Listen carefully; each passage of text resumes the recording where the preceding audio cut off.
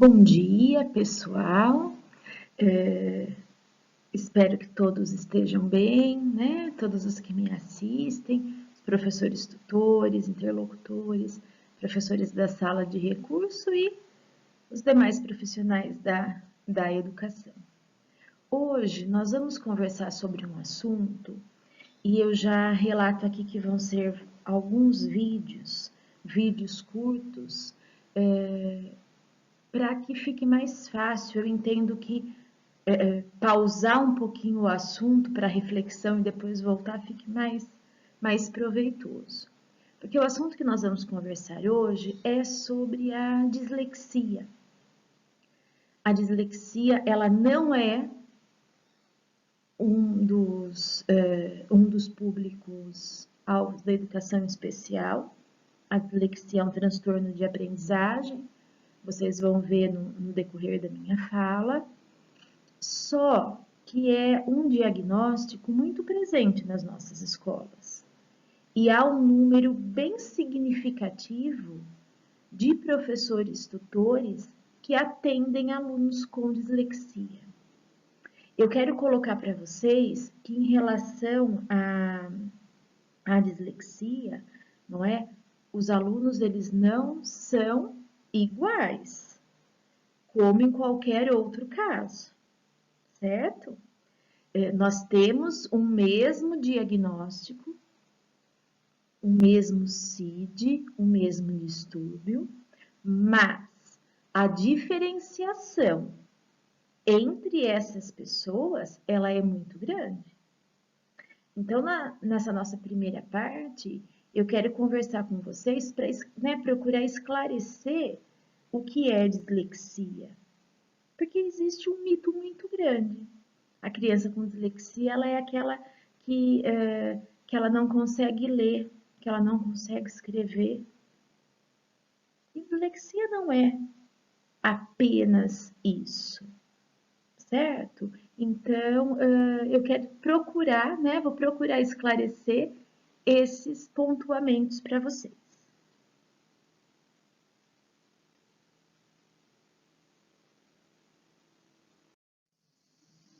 Bem, acho que está fácil para vocês visualizarem essas 5 palavras que eu coloquei na tela. Leiam, né? Façam a leitura para mim dessas 5 palavras. É simples, não é? Para nós é bem simples fazer essa leitura. Eu escolhi aqui algumas palavras que há, né, nelas letras, há instrumentos que o fato de ter dislexia faz com que a leitura não seja tão simples para, né, quem tem esse diagnóstico. Vamos ver se vocês vão perceber no decorrer da nossa discussão essa questão. Todos leram? Bem, quando falamos de deficiência e transtornos, eu não posso, de forma alguma, omitir a questão da área da saúde, né? Então, a dislexia, também dentro desse CID, é considerado alexia também, né? Dislexia e alexia, dentro do CID-10-R48. Então, a DSM-5, ela vê a dislexia, ela classifica a dislexia dentro do R48, apraxia, né? E todos os distúrbios que se encaixam no R48, o que eles são? Vejam só. Eles são disfunções simbólicas não especificadas, certo? Então, no caso aqui, a dislexia, a apraxia, elas são já especificadas, mas elas se encaixam, há outras que não são especificadas, mas elas se encaixam sempre dentro de disfunções simbólicas. Simbólicas, o símbolo, certo? Bem, o que vai ser então a dislexia? Ela é considerada um transtorno de aprendizagem de origem neurobiológica, que apresenta o quê? A dificuldade no reconhecimento preciso ou fluente da palavra, na habilidade de decodificação e ensoletração. Então, quando eu coloquei lá para vocês lerem o sujo e suja, para nós é muito simples, não é? Trocar a vogal e modificar essa palavra. Mas a questão simbólica aí, para os alunos com dislexia, não seria tão simples assim. O chuva, o CH. Então, o símbolo vai ter uma relação muito grande e ser um complicador muito grande para a questão do nosso aluno com dislexia. Bem, essas dificuldades normalmente resultam de um déficit no componente fonológico da linguagem e são inesperadas em relação à idade ou à questão cognitiva. Então, vejam só. Quando nós falamos em dislexia, nós não podemos associar a deficiência intelectual. O aluno ele pode ter dislexia e ter ou não a deficiência intelectual. São áreas diferenciadas. Se nós pegarmos aqui neurologicamente, nós vamos ter qual, né, a área do nosso córtex cerebral que é comprometido, que traz a dislexia, certo? E na deficiência intelectual isso não é pontual. Então, são diagnósticos distintos que a criança pode ou não, que a pessoa pode ou não ter ou não ter os dois, certo? Uma outra questão aqui muito importante da Associação Internacional da Dislexia, que eles trazem, é a questão da idade, né? Isso não tem relação com a idade. Só que, obviamente, dependendo do comprometimento que essa dislexia traz, observar na época, né, de alfabetização, isso acaba sendo mais fácil, porque aí o contato mais direto com a palavra, com a letra, com a sílaba dentro do ambiente escolar. Bem, ela é de causa interna, por isso que é neurológica, e toda causa interna vai trazer, então, um diagnóstico, um CID. Leitura, escrita e matemática. Se nós estamos falando símbolos, a matemática usa muitos símbolos. Então, eu não estou dizendo que dislexia é dificuldade na matemática. É a questão de símbolos, a leitura. Então, uma pessoa com dislexia, ela pode sim ter algum complicador, alguma dificuldade maior na compreensão dos símbolos matemáticos. E como exemplo dos transtornos de aprendizagem, né, a dislexia, a descalculia, o TDAH. Então, esse público, dislexia, descalculia, TDAH, eles fazem parte do quê? Dos transtornos de aprendizagem e não da educação especial. Eles vão para salas de recurso? Não. A não ser que associado eles tenham uma deficiência. Isso, né, é presente na LDB, nas políticas públicas, na resolução estadual e tudo mais.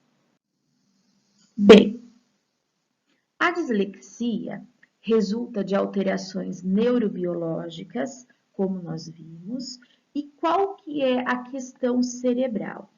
É a forma como o cérebro codifica, representa e processa a informação linguística.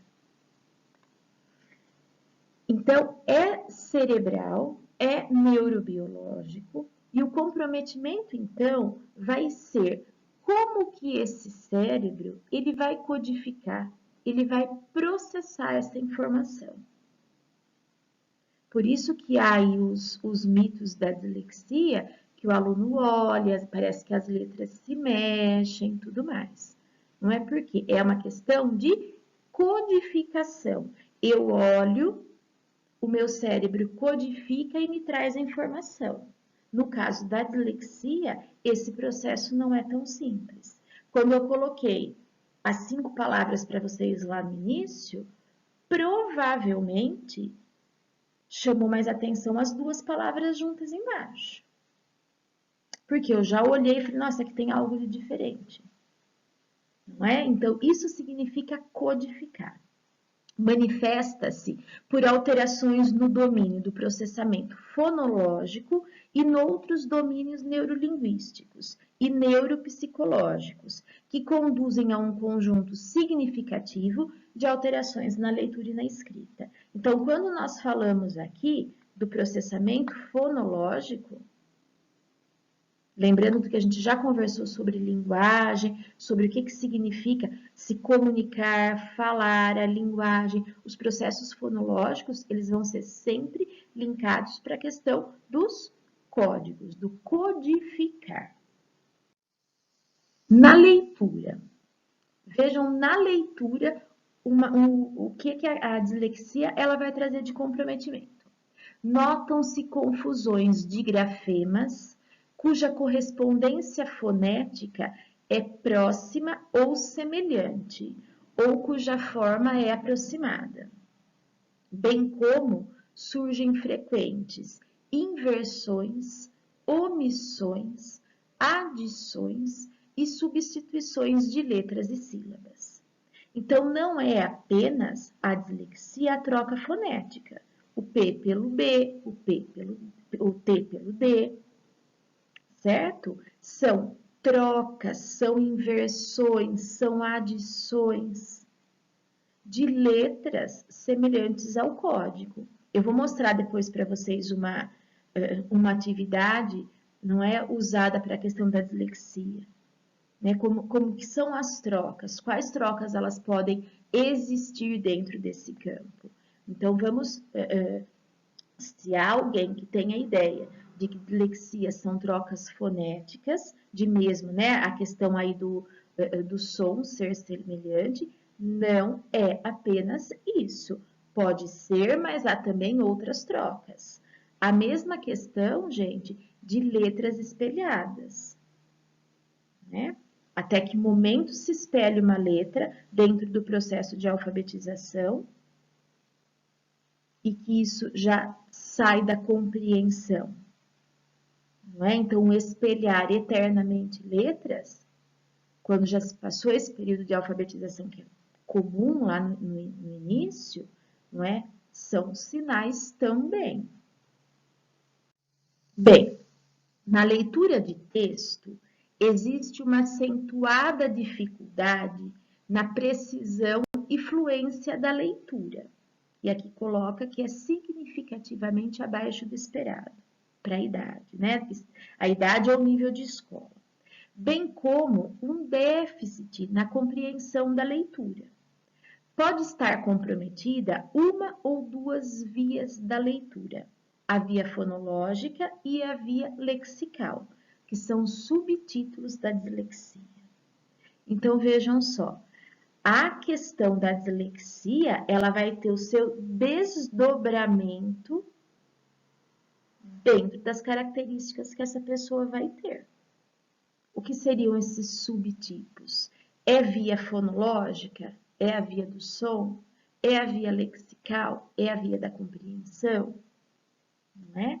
Então, para atender essa criança, eu não queria colocar agora essa questão do atendimento do aluno, mas a gente acaba, né, não tem como fugir. Mas para o atendimento dessa criança, nós temos que identificar se isso não vem no diagnóstico do aluno, e eu sei que na maioria dos casos não vem só lá, né, a classificação que essa criança tem a dislexia, identificar esses subtipos é o caminho para a gente trabalhar de acordo. Por quê? Porque daí eu sei, né, falando de uma forma mais simples, eu sei qual área que eu tenho que interferir mais. Então, a questão da dislexia, para eu ser pontual no meu atendimento, saber entender quais são esses subtítulos é um caminho muito importante. Bem, agora na escrita. Surgem inúmeros erros ortográficos. dificuldade na decodificação, aí ficou errado, na decodificação fonema-grafema, déficit acentuado na construção frásica e na organização das ideias no texto. E, por vezes, pode surgir associada uma caligrafia irregular. Então, vejam, a questão de erro ortográfico, a decodificação fonema-grafema, ou seja, às vezes o erro da escrita, o erro, né, vamos dizer, da escrita, não tem ligação com a fonética, né, com essa questão apenas da troca de P e B e tudo mais. Podem ser erros no fonema-grafema. Eu vou escrever pato, eu escrevo dato. Por quê? Porque o símbolo P com o símbolo D são extremamente parecidos. Isso eu vou mostrar para vocês depois. Bom, a questão da frase. A questão da escrita da frase para o aluno, ela acaba sendo complicada também. Por quê? Porque ele tem que pensar o registro da palavra e o registro dessa palavra no meio de um monte de palavras. Então, a questão aí não é apenas essa compreensão do que eu quero escrever, mas é a complexidade para eu fazer esse registro. O que é uma estratégia para a gente trabalhar com isso? Não é? Pedir para o aluno falar para mim a construção dessa frase de forma oral. Se há palavras que eu já sei que ele vai ter, dentro daquilo que ele colocou para mim, uma dificuldade maior na escrita, eu escreverei as duas para ele pegar e identificar a palavra para mim. Né? Então, saber esse subtipo da dislexia é importante, para eu saber onde vai ser a minha intervenção. E a caligrafia irregular. Lembrando, né? Eu sei que vocês sabem disso, mas sempre a gente tem que retomar. Caligrafia irregular não é letra feia, certo? A caligrafia irregular da dislexia, muitas vezes, é pelo fato dela pensar a letra, mas trazer isso para o papel, o traçado, ele ter esse sinal, ele receber esse sinal neural de que para fazer o M, eu subo, desço, se for na letra bastão, para ele isso se torna muito difícil. Né? Então, aqui eu quis deixar uma forma inicial, as características que um aluno, que uma pessoa com dislexia possui.